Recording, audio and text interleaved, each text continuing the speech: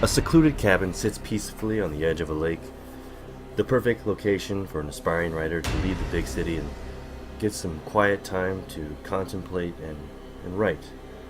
A big book deal looms on the horizon, and this setup is ideal for a young female writer to finish her short stories.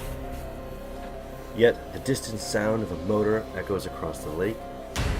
A gang of men storm the sanctuary and brutally assault the young female with no help near to hear her cries for help. Bloodied, beaten, the young writer is left for dead, lying in a pool of her own blood. Yet as the moonlight illuminates the ground around her, one eye opens and fire radiates from her pupils. She has only one thought on her mind: revenge. This is It Records. Hey everybody, welcome to the podcast. It's me, one of your hosts, Matt Johnson. Thanks for joining us, and the other host here, as always, is... Did you just thank yourself? Did I? Did I thank myself? What if the... I think you just thanked yourself. I thought I said thanks for being... Oh, I said thanks for being here. That was meant to be towards the audience. Like, thank you for tuning in, not myself.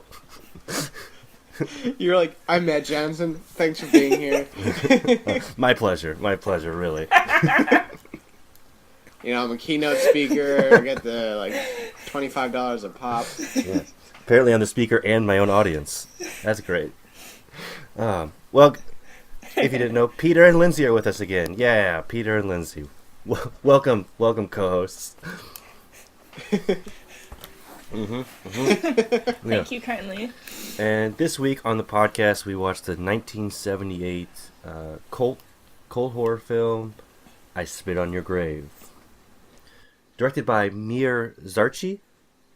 Am I pronouncing that right? Do you know how to pronounce it? Maybe. Yeah. Well, we'll go with... You know, I intentionally failed my spelling bee championship, so... So you're not the one to ask? I don't know. Yeah. I'm not lying, though. I actually intentionally bombed the spelling. Why? Like the pressure school. just got to you? Because, yeah, I didn't want to be in front of a stage. Yeah, I completely understand. I didn't want to be, in front of a bunch of people. Yeah. Well, how old were you? I was like, I want to be home and play video games. Yeah, so you were in, How old was I? 5th grade, I want to say. That's an appropriate Maybe response, 4th. I think. I misspelled batteries on purpose. Oh. I said 3 T's. It's like the teacher really knew I was trying to bomb it. Yeah. Was that, in the first round? Yeah, it was the first round. Because I knew I could beat most people. Mm-hmm. You're a gifted speller, Pete. I've always said this about you. No, it's not true. I think I was in the dumb class. I was just at the top of the dumb class, you know? Okay. You're number one in the dumb class. Big Good. fish in a small pond. Yeah. You got that as a little asterisk on your resume at the very bottom. Yeah. It's got red underline. With that, we'll reel it back into the Mir Zarchi of I Spit on Your Grave. He not only directed this film, but he was the writer, the producer, and the editor for this film. Yeah. I think he actually distributed it, too, because he couldn't find a distributor until 2 years later. Man, this was sort of a passion project of his then. Yeah, he really carried the full load on this one. Mm-hmm. Well, he was either married or dating the lead actress at the time too. Oh, I didn't know that. When he was filming the movie, and I think they rebranded it because I think the original name I want to say was A Day of a Woman is the original title. Yeah. That is correct, Pete. Go on. No, it was just that's the only tidbit I had. Yeah, and that actress's name is Camille Keaton. She played Jennifer Hills, the lead in this movie. And for those who don't know, just real quick before we get too far into the plot, I Spit on Your Grave. 1978 is about an aspiring writer, Jennifer Hills. We follow her. She's left New York, Manhattan. She's a short story novelist, and she goes into this cabin area in the woods, and she is gang raped, humiliated, left for dead by 4 men, and then she systematically hunts them down to seek revenge. That's the plot line. Hour and 40 minutes or so. But Pete, you mentioned this is was originally called a day of the woman, the Day of the Woman. Day of a Woman, yeah. But it's based off the 1946 novel as well, called "I Spit on Your Graves," and Oh. yeah, and there's one more title it was released as, and I think that was my favorite one, and I can't remember the other title it was released as, which is a little infuriating. It was my favorite, but I have no idea what it was called. Yeah, it was like, I Hate Your Guts. Yeah. That's what it was. I Hate Your Guts was the other one. Mm-hmm. It's an appropriate response to this I movie. think so. Yeah. Mm-hmm. Yeah. So, what was your... I'm calling you out. You were the one that picked this movie. Who are you speaking to right now? I am talking to you. Oh, to me. I'm pointing at you. Oh, okay. Okay. Mm-hmm. Mm-hmm. It's hard because I'm pointing at a screen, so it's not... Right. It's a little ambiguous Yeah. for me. But what was your reasoning? Yeah. I was just kind of like reviewing a lot of the movies we had done on the podcast. And it's been a while, if really ever on the podcast, that we did sort of this subgenre of horror. And I wanted to do one that's like really hyper violent, or like it falls in that exploitation type horror genre, which I feel this one does. This is like very hypersexualized, very hyper violence, and a movie that like is hard to stomach. I really was looking for one like that. The original one I was thinking about was Cannibal Holocaust, but I reverted to this one because I made you do that. Yeah, that's true. I nixed it because, and then like when I saw that was your rebuttal, and I was like, oh great, I know what that movie's about. But I didn't want to like nix two movies in a row because it's like it's supposed to be like whoever's pick it is, it's their pick. But with Cannibal Holocaust, I've seen it already, and I really dislike it, and it's hard for me to stomach that movie.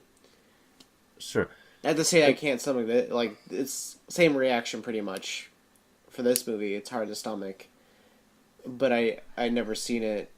But, Yeah. I guess it is what it is. Yeah, and I mean that's fair. That's why I wanted to choose one like this and get that response from you, is because I wanted to do like one of those movies that really makes you feel uncomfortable just by watching. And we do horror movies, and they're meant to do that, but like one that's just very visceral.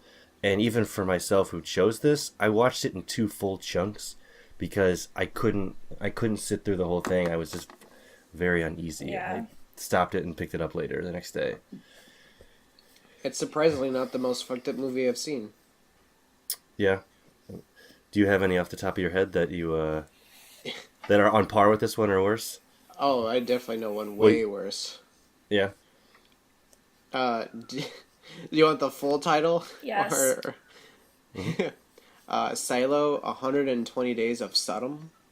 Oh, that sounds Okay. like it's from bad. It's from Italy, Uh-huh, uh-huh. from like the 70s, and it's like during fascist Italy, and like all these like 18-year-olds are like all captured by like Italian fascists that are like, you know, obviously with Germany, and they just like take them prisoner and exploit them, and it's For 120 God, days. oh my God, it's so hard. I like cried for like a day and a half.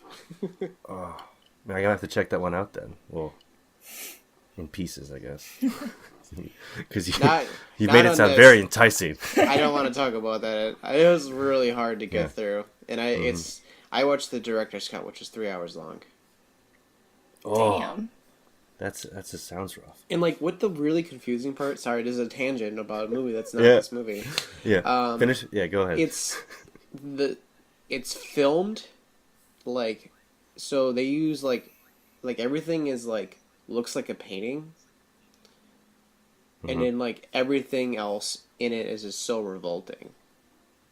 Oh, gotcha. So you just have like two like very like distinct feelings going on. You're like, wow, this like cinematography is like really good for some reason, and then like, oh, it's just human suffering on like film right now, even though it's not real.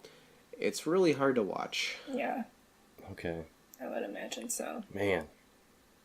Yeah, I'll check that out. Yeah, I would say soul crushing is a way to describe that movie.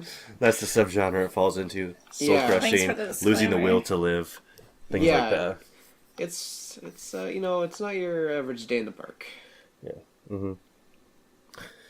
Yeah, and I guess with I Spit on Your Grave and how it falls into that category, at least, I mean, I think for most people, Yeah. it's an hour and 40-minute movie, right? Yeah, hour and 40 minutes, and I watched the time, and it's at least like 30 minutes of this movie is just rape. Just Yeah.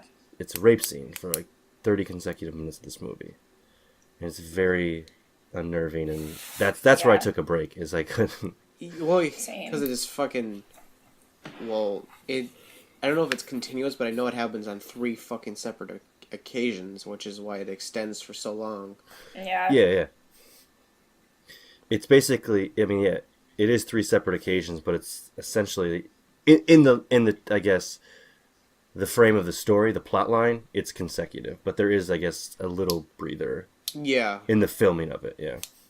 It's like you think she's gonna get away, and then, like, Yeah. oh, somehow they're at that place again. Yeah. Or different, like, she's, like, slowly making her way back to the cabin. Mm-hmm. And then, like, they, like, keep following her, and I'm like, oh. What? It wasn't enough? Yeah. Come on. Yeah. Yeah, it was Fair. pretty bad and very disturbing. I also watched it in like 2 halves. You know, it was definitely too much all at once. Yeah, that's fair. Yeah, it's... I think it was the way... Because I read Roger Ebert's review about it.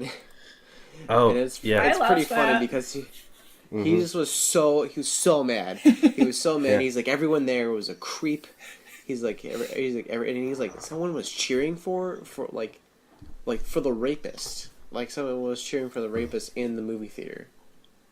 And then there was some other guy cheering for, like, yeah, you go, girl, when she was, like, slitting his balls off or whatever, his dick off, whatever the hell she did. Mm-hmm. And then he's just like, Yeah. I hate humanity. I think that's a very Yeah. fair response. Yeah, didn't he say, and I could be getting it wrong, but like it's one of the worst movies ever made, or the worst movie ever made? Yeah. In his review? Yeah. It's Yeah, on his most yeah, he hated did say list. On his most hated list, that's what it is. Yeah. The original I Spit on Your Grave. Yep. Yeah, I mean, you brought up Ebert and his review, but I guess that could get us into really all the critical reception of this movie when it came out and the censorship that surrounded it. I don't think many people in '78 were on board for this film. I think a lot of people when it came out were negative reviews, which is maybe why it had sort of a cult following, is because so much publicity was directed towards Yeah. it. I mean, you're definitely just gonna find there's just gonna be people liking any movie, no matter how bad it is or how messed up it is. There's gonna be a certain group of people that are gonna gravitate towards it, and like, that's fine. Like, if it's a movie you like whatever. But for the most part, this is not for your average moviegoer. Yeah. No, not in the least bit. In terms of the censorship, then I was going to say was it originally, I mean, Lindsay, you said he distributed it himself. Was it banned here in the United States on initial release? Let me look I know it into wasn't- that. I know it Yeah. was banned in several other countries. I think like England banned it, Yeah. and like Ireland. Yeah. England is always quick to ban movies, especially back then. They had so many like banned. I don't Yeah. think it was banned here. But it was just had a very limited release because of lack of a distributor. Yeah, we And do it. then Yeah. then he found a distributor in 1980, and then it was released a little bit more widespread after that. But Yeah, it's yeah. kind of weird how. So I don't want to we say it was typically banned here. don't. Yeah, I was gonna say we typically don't ban movies in the United States. Like, there's like obviously like stuff that's like not movies that are like fucking death movies or whatever you want to call them. That's going to a whole nother genre. But anyways, it's because of the rating system that we have. I think kind of prevents that.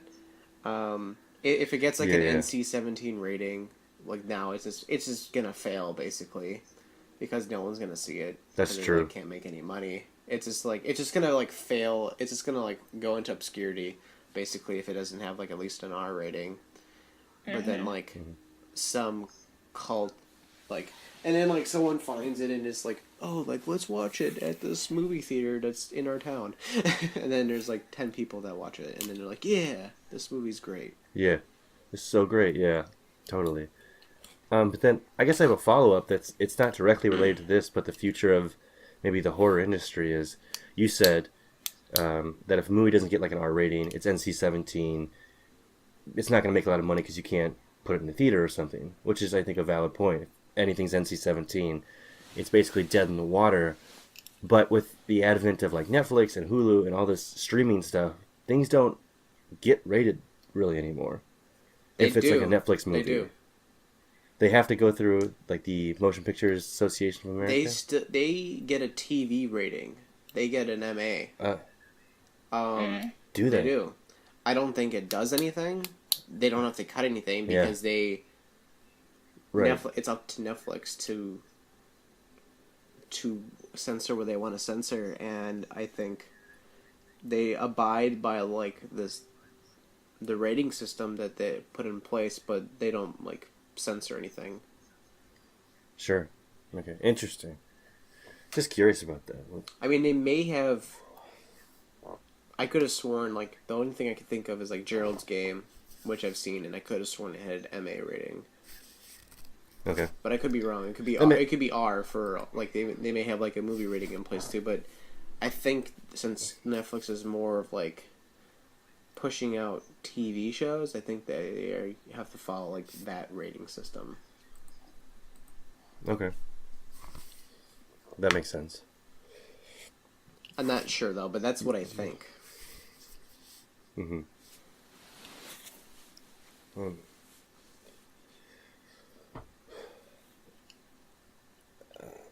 I guess at this point, I'll throw this question at you guys. What did you guys think of the soundtrack to this film? What were your thoughts on it? I like don't even remember. Like Was there like a song? It was one weird song actually. I remember vaguely. What the fuck was it? I don't even remember. It's because like there was no soundtrack. Okay, I thought it was just me. Yeah, like she plays the record at one point when the guy's like she slit his testicles or whatever in the bathroom and he's bleeding out. She plays that record, and then there's like a distant song I think that you're referencing in the boombox earlier. Yeah, but other than that, I mean, it's like brief intervals and it's like no music, not even like theme music underneath. It's just dead silence throughout this movie. Or was it diegetic sound from like the animals in the wooded areas? Yeah. Mm-hmm. And a lot of motorboat engines. A lot of that going on. So much. And just really interesting. Really angry small town men for some reason. It's a group of 4 or 5 of them. They're like, I'm angry at New York City and I'm gonna take it out on this woman. Yeah. Basically. Oh. Yeah. And speaking of the soundtrack, did you guys have any opinions on like, because this was all Mir Zarchi's work on the editing, like the pacing or the camera work? Did you think there was anything special to it or anything that caught your attention? I think this movie has no redeeming qualities. I don't think there's anything similar to point out, or like I was not a fan of this movie, and I can't think of it. Like I just remember sitting there during because I watched, like you said, you guys watched it in two intervals. I watched it in one, and I was just sitting there cross-armed, thinking it was a complete chore to watch this, and then I'm just like, oh, that's how this movie ends? Okay, this movie sucked. No, I had similar feelings on it, where even the first part, I just found myself like constantly checking the time on the movie, Yeah. which is always an indicator for me. It's like this is a bad movie if I'm like, where am I at in the movie now? Yeah. Because even just like the camera work, the editing, it's like very, very oddly paced and like not, I don't know, not engaging. Sometimes the camera was just sitting on spots for a while, and I was like, why are we still watching this? And Yeah. there's one scene where somebody like, you cut to someone's like walking in a room, but when they actually film that, someone's probably just standing in a doorway. They say action, and they start walking, and the editor is supposed to not have them just stand there in the post. There are several scenes where someone was just like standing, and then cut to, and then they start walking. So I was like, Nice. that's all Mir Zarchi's fault, though. I mean, he did like this whole movie, Yeah. wrote it, edited, produced, directed. So It's almost Yeah. like he For didn't know shame. what he was doing. yeah, mm-hmm. Yeah, for me, there was like no artistic value in this movie, and it was really hard to hear some spots. And like there was barely their dialogue, and like no character development. So those were some of the major things for me, I think. Yeah. Do you think this movie, like, so it's obviously, like you said, exploited, well, totally butchered that word. Exploitative. You know what I'm saying. Yeah.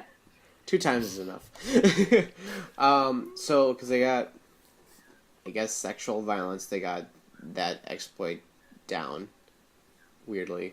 But since she's also trying to get revenge, do you think they're trying to capitalize on that? Like, they're like, oh, it's a feminist movie because she's getting back at her attackers, but then I'm just like, Yeah, but is it? the first part's It's really not, though.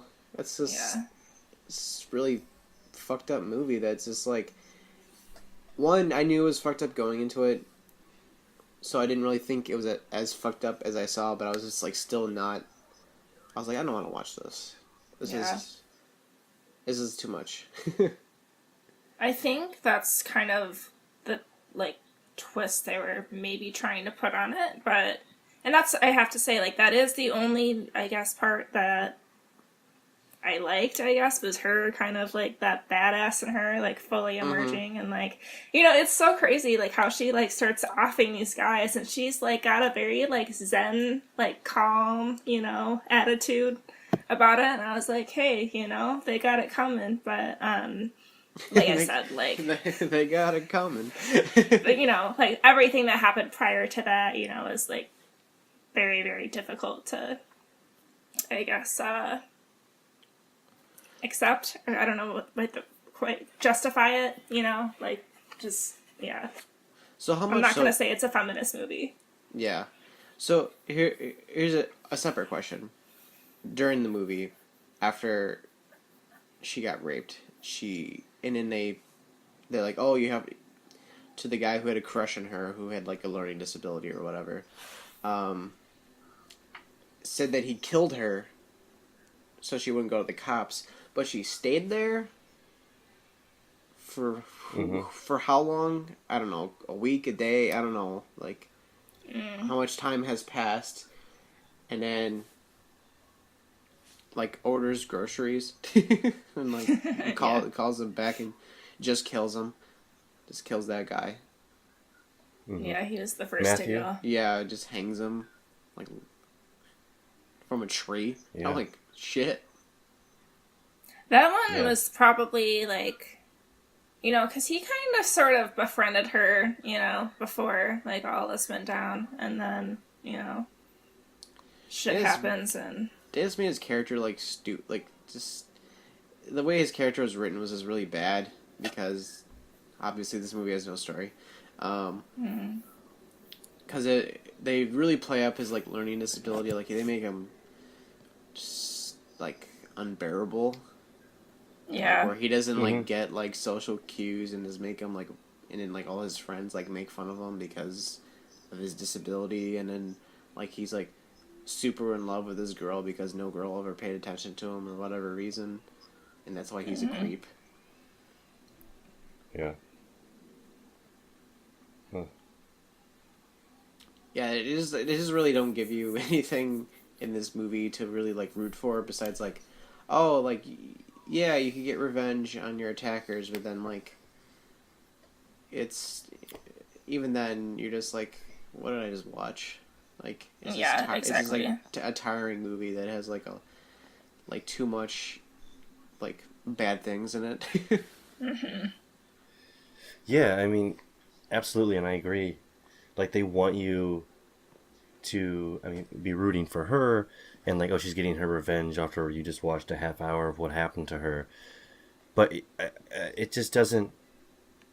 I don't know. It just maybe lacked the direction that the director Mir Zarchi had, because revenge movies work. I mean, it's not just that genre doesn't work, but just the execution of it fell short. It just was kind of flat. Yeah. But that being said, I was rooting for her when her side came. The last 30 minutes of the movie. Well, it's like it's kind of hard like not to because like you just have nothing to really grasp on during this movie, so you're like might as well root for the girl who's getting her revenge because you know what happened to her was really fucked up, and you know what, fuck those guys because especially the one with overalls who was like, I have a wife and kids, but like you walk around with shorts and that really tells me something. I don't even know what the hell he was driving at. That she was asking for it. Yeah, that whole stick. Yeah, with well, what she was wearing, she was asking for it. Is what I think he was going for. Yeah, and we meet his wife. His wife and kid are in this movie, right? Yeah, they're briefly in it, and like his wife is like okay. looking for him. Okay, that's who those people were. Okay, got it. God, I was like, I think that's who they are, but I wasn't sure. And we touched on this, but we talked about it being a revenge movie for her, and if anything, you're rooting for her in this movie because of what happened to her. And I was just wondering how you guys felt about, typically in a horror or the slasher movie, it's the last girl standing, it's the last woman, and she survives, but it's really that character seen as sort of the victim always. Yeah. But this one, she is a victim, but she's really, those last 30 minutes, she's the driver. Like, she's getting the revenge. Yeah, she's the action compared to running away what we're used to seeing from the killer or something, and the violence. She's perpetrating it. Which I don't think it's one of the first ones to do that, but I think that's an interesting flip to the age-old trope of the horror genre.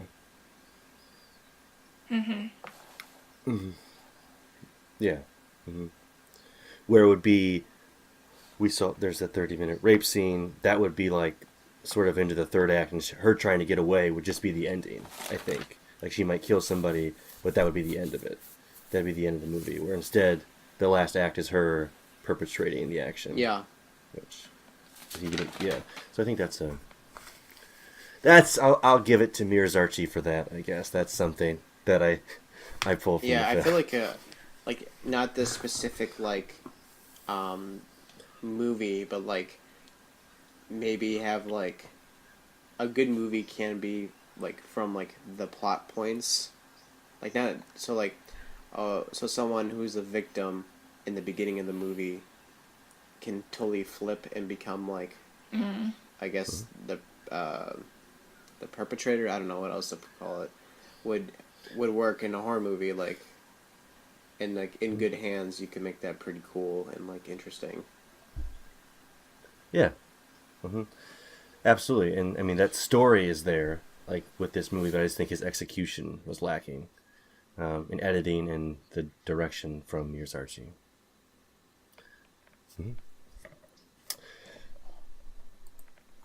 I think then it'd be a good time to talk about any sort of sequels or remakes to this movie. There's plenty. Because it did not die in 78. Which is surprising to me. Yeah. You would think, like, after, this kind of flopped for the most part, you'd be one and done, but, did you guys hear, supposedly there's a sequel coming next year with the original actress? I did hear that. Yeah. I'll believe it when I see it. Yeah. It's, I Spit on Your Grave, Deja Vu, and it's going to be directed by Miyazaki as well. Oh, It's supposed to, at least, yeah, in Yeah, 2018. no. Like, that's I count me no out. interest. Which is, yeah, that's supposed to be the official sequel to the 1978 version. So 40 years later, a new one's going to come out. I probably won't see it, but I can't say that. I might come around to it, but that's the official sequel. But there also was a remake, and then two sequels to that. Yeah, yeah. That And was what, 2010? I think so. Yeah. And I didn't see the I Spit in Your Grave 2010 version. Have you either of you seen it? No. No. Oh, okay. Now I'd like to see it just to see the similarities or what they did different. To Yeah. I like briefly read about it, and then like they like I remember reading about it that like they say that they, even though like stuff is better in the remake, like how the acting and the way it's shot is better, but like they tried like blurring the lines more between like the rape and like the revenge, like to where like like where the rapists were like, oh, if you kill me, like they were really trying to make her seem out to be the bad guy, and she was like falling for it. I don't know, I was like reading stuff about it. I never seen it, so like I guess this was this person's interpretation or like how they felt the movie was going. That they tried like making there like a moral consequence for her, where like in the original, which is her like, I'm fucking getting my revenge and that's it. You know what I mean? Like Yeah. there's a difference between like that in the remake. That seems a little odd that they tried giving her like, I guess like A choice. Yeah. She's got to have a choice of to say something or not. Yeah. Yeah. Interesting. Yeah.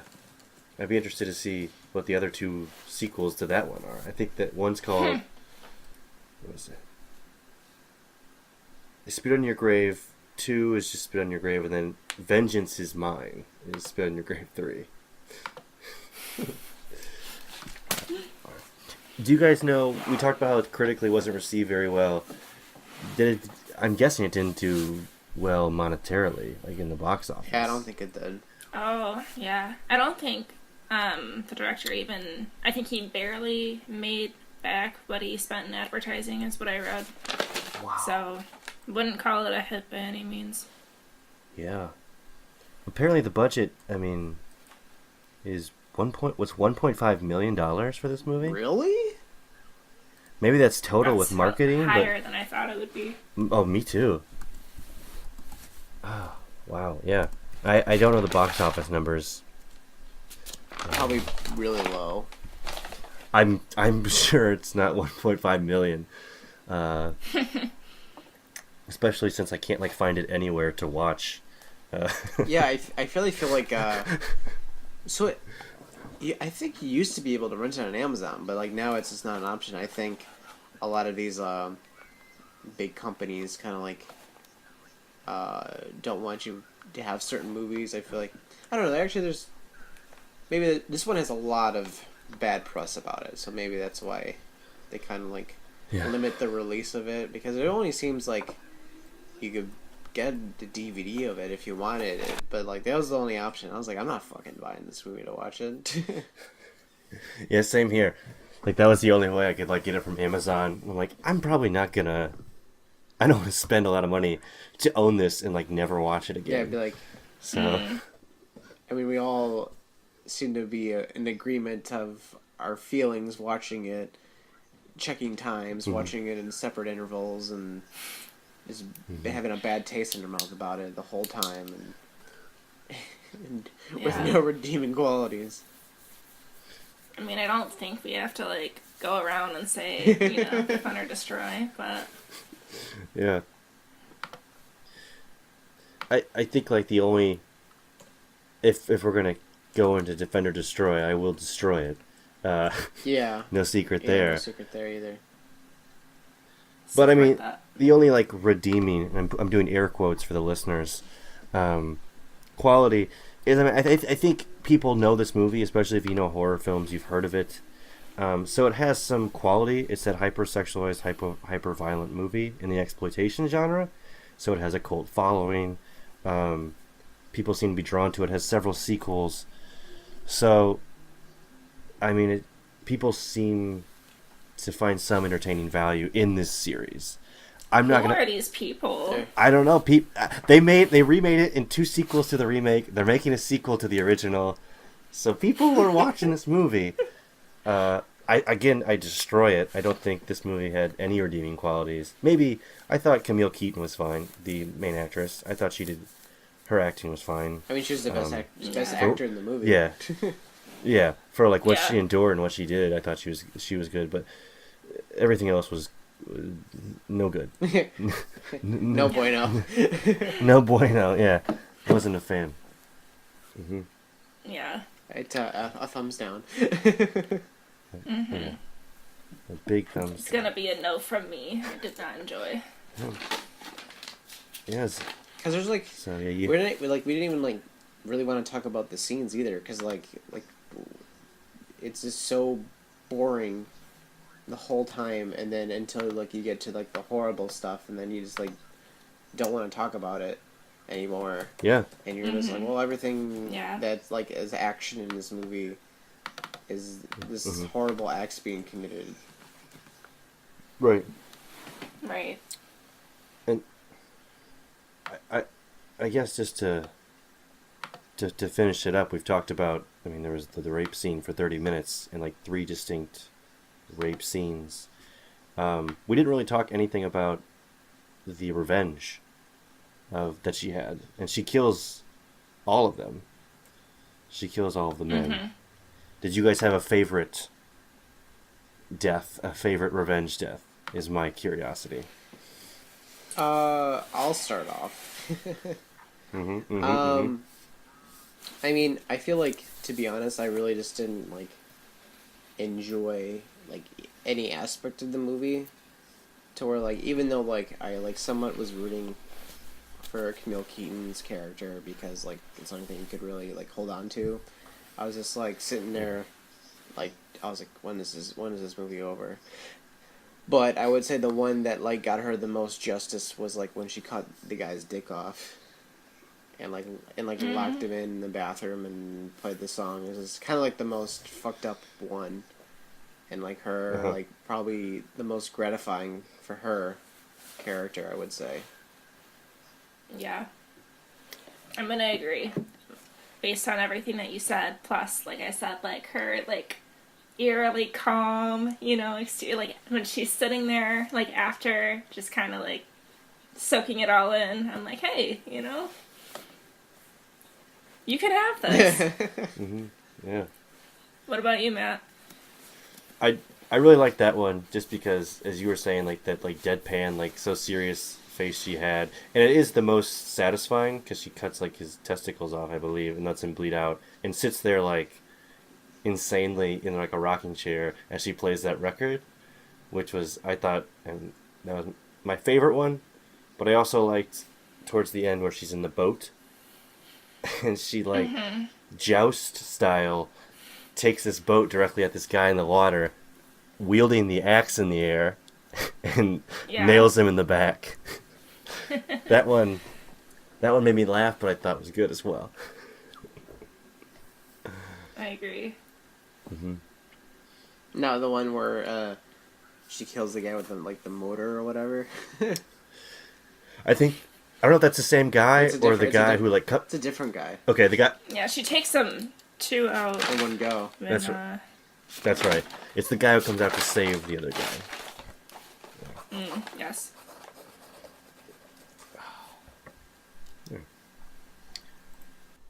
Well, with that, I think that concludes our thoughts on I Spared in Your Grave.